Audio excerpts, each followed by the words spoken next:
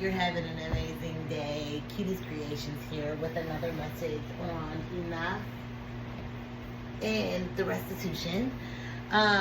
So the enough part is what we had started off in at the end of last year, just displaying that we've had enough of this president, not Joe Biden, the current one, and we wanted to see rapid growth in our communities. Now, I talked about how these things come about in every election, and then I talked about how we are targeted in these instances. So we would like restitution. Lives lost, the amount of time, energy, and growth that America has experienced through this, through our presence here in this country. We are American citizens, but we are made to feel like we are not. And we want those same freedom and liberties that they have allotted to everyone else but ourselves. Even a lot of foreign entities, which I'm not against foreign, I'm not against anyone. I'm just for us. So when you feel like there's a personal attack, it's not. I really love all nationalities and all backgrounds. I don't even take what happened to us early on into a bad stride, because if all those things wouldn't have happened, we wouldn't be here. I wouldn't be talking about the restitution. We wouldn't be having such growth in African American communities. We wouldn't have all of the things that we have, or all of the bad things either, if we did not experience the things that we did when we did. So I don't regret any of it, and I'm not against anyone's race, religion, or anything like that, nationality, anything like that. What I'm telling you is that we need to put the focus where it needs to be, and that is on the fact that we have lost lives. We have been mentally, and our mental and physical health has been compromised because of this country. And not to say other races have not. I see that they work on people who are under a certain class. So we're developing a class system. Not that we didn't always have it, but we keep striving to step away from that. And I'm so positive that the way we can go away from that is by giving us the restitution. Every single big city, industry, anything that has ever erupted into something successful, it has came at the hands of us. Now, did we invent everything? No. Did we conquer everything? No. Did we even encompass this land first? No. What I'm telling you is the contribution and the sacrifice has brought us to this moment. So we're talking about education right now. And we have two more areas of education that we're going to embark on in the month of May. Then we're going to move on, but we are going to return to it because there's so many different facelets of education that has been affected by us not getting justice, by us not having the same type of civil liberties, and that is allotted to every other American, and we need to find a way to change this. And that's the reason why I love this country so much. A lot of people say like, oh, I don't like America because of, black people in my community don't revere it, but I do. And the reason why I do is because the way that the people who started this country, not the people who were first here, because they were the ones who started it, but I'm saying the colonizers who came to have a dream made. That dream is something that I revere so strongly, because you have the power to change things around you. Now, we have always had to fight for this, but we've shown other people how to fight. We've created so many different beautiful things that are now so powerful in this world, and that's the reason why we want our restitution. Restitution isn't just about gaining this money. It's about gaining freedoms and civil liberties. It's about setting laws straight. It's about setting the world stage straight on how we have contributed and how we are looked down upon even by other black people such as African from other nations and other continents that look at us in a certain way, and we are not the red-headed stepchild. We have grown to some great lengths. We didn't have a mother country. All of that was taken away from us. Religion was taken away from us. Our education, our food, our mental health, everything was taken away from us and stripped from us, and we are still thriving in this environment. So I don't know what type of deal they're on, but there is totally a lotus flower situation going on. There's totally the rainbow at the pot, the pot of gold at the end of the rainbow for us, because we have made it even in these tough times. No, it hasn't been where we would like it to be, but there is movement, and we're going to keep moving towards a more perfect union, and we're going to start with our education. So I made some notes, and the last time we left off, we were talking about high schools and their transition to vocational and how they came about. Now, this one is about Brown versus Board of Education, 1954. This landmark Supreme Court case declared racial segregation in public schools unconstitutional, challenging the separate but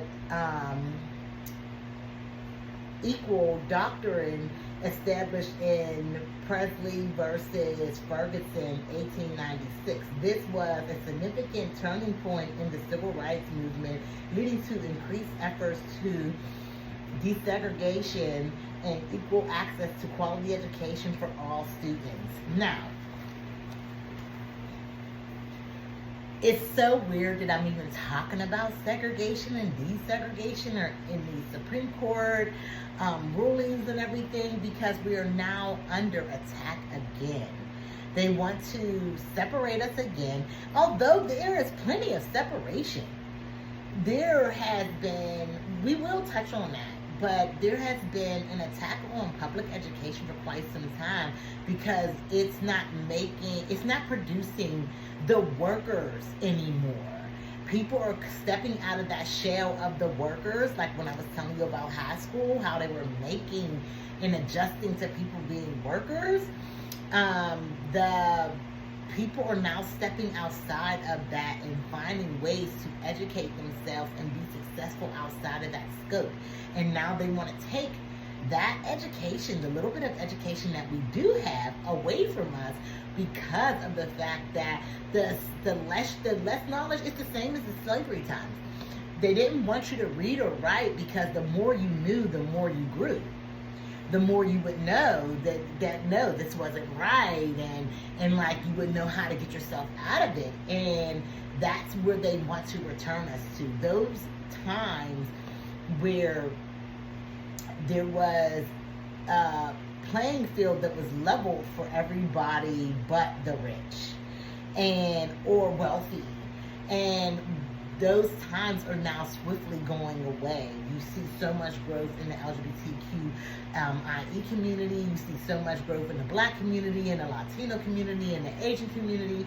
And if I'm not mistaken, we are now living in the times of minorities being the majority in this country. Now, that doesn't say that Black people are the majority in this country. No. What it means is every minority that there is now the majority over the white population. Now, I don't want to dive into racial wars and things that are against other races, because we aren't, well, I can't say that we, because I can't speak for every Black person. That would be silly. But I am not in any way against other races. I want for them the same thing I want for us, but the scales aren't balanced. The opportunities aren't as vast as it is for other nationalities as it is for us.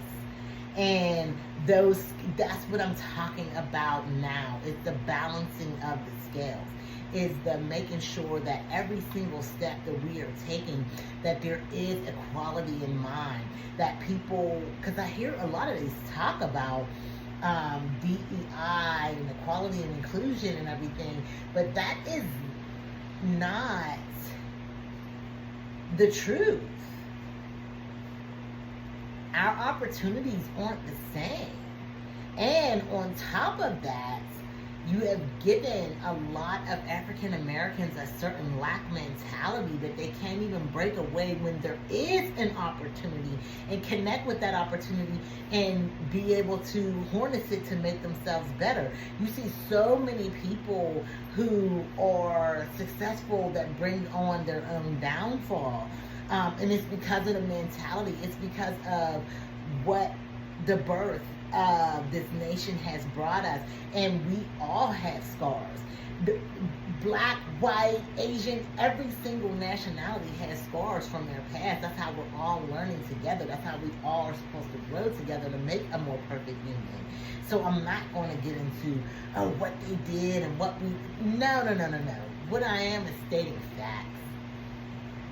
Every single time that there has been some type of economic growth, educational growth, judicial growth, health growth, it has been off the backs of us. And we will touch on those areas as we go along to make sure that we are acknowledging that there has been a disparity amongst us that has grown in an exponential size, that other people now look at us a certain way.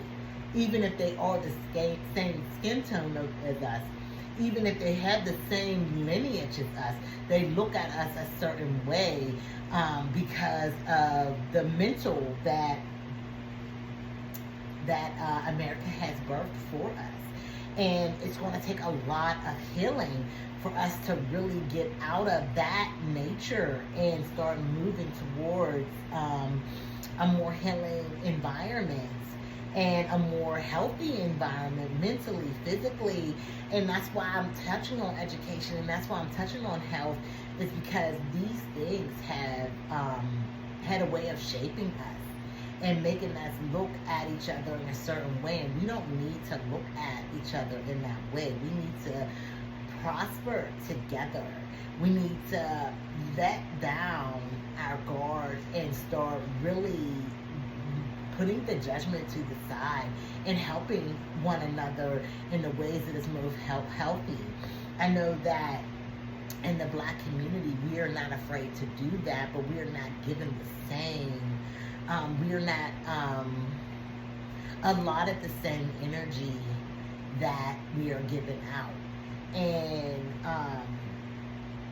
a lot of times it's coming from internal. A lot of Black people are internally destroying themselves, that mental health. And that's something that I wanted to touch on too.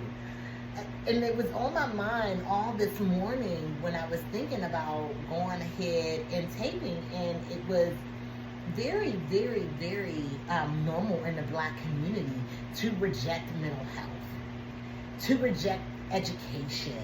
And what I mean by that is, because like, it's very important for me, and it's very important for my son, and it's very important for my family, like my parents and everything, but they had very low education. What I'm saying is, a lot of times we are celebrating people that are coming out of jail more than the people who are graduating high school and graduating college, who are making these huge strides in education that sits outside of that scope, who are breaking these cycles. And not only has it been a mental thing for them to take that away, but we have, in our own communities, have highlighted things that will internally destroy us. And we have to start healing that part, and that's the reason for the giving of the fish and the learning how to fish. Because when you give someone a fish, that gives them time to heal. When you have to go and learn how to fish and fish every single day, you're not thinking about your mental health. You're not thinking about your body. You're not thinking about the things that are important for you to live a healthier lifestyle on this earth. And you're definitely not thinking about how your mental health is being affected by it, because you have to go. You have to move forward. You don't have a choice. And we need to start making ways to have that choice in our community. We need to start making ways and making paths that will promote healthy mental health, healthy relationships, healthy education, healthy judicial systems, healthy finances. There are so many people in our community that don't know how to balance a checkbook, that doesn't know how to advance in their credit scores, that don't know anything about the stock market, that don't know anything about investments. We need to have that education that is infused in our community. We need to not gatekeep when we do make a come up. The thing that I heard last week when I was watching Club Shay Shay was Damon Wayans saying that the higher up you go, the less of us you see. And that's crazy, because we're building out these industries. Be proud of yourself. We have built out so much of our country and built so many things in it that have advanced every single human being. Pat yourself on the back, do your victory lap right now, because baby, we have arrived. But we have not arrived with everyone, and we have to make sure that we are reaching back to bring other people forward. And I truly believe that with the restitution, the way that I am crafting it, with education being free and getting a quality education, quality healthcare with the focus on mental health, financial literacy and financial health, and judicial reform, I believe these 4 areas are key to us living a more happy and more perfect union. I want to thank you for your time. Could you please like, share, and subscribe, and comment down below. It's going to help the channel grow and get these messages out there so we can gain more support on this. The more support we have, the more we move mountains. We have moved mountains in the past, and this is one more mountain we have to move. Who wouldn't want $2.9 million? Who wouldn't want free education for generations to come? Who wouldn't want financial literacy and financial freedom? Who wouldn't want judicial reform? Who wouldn't want healthcare with the focus on mental health? These are the things that are going to be the cornerstone of this legislation, and I would love for you to be a part of that and more people to join. So, like, share, and subscribe, and comment down below and let me know what you think of this video. Thank you so much for your time and your energy, and I hope you have a wonderful day, an amazing day. I will talk to you soon. Have a great one.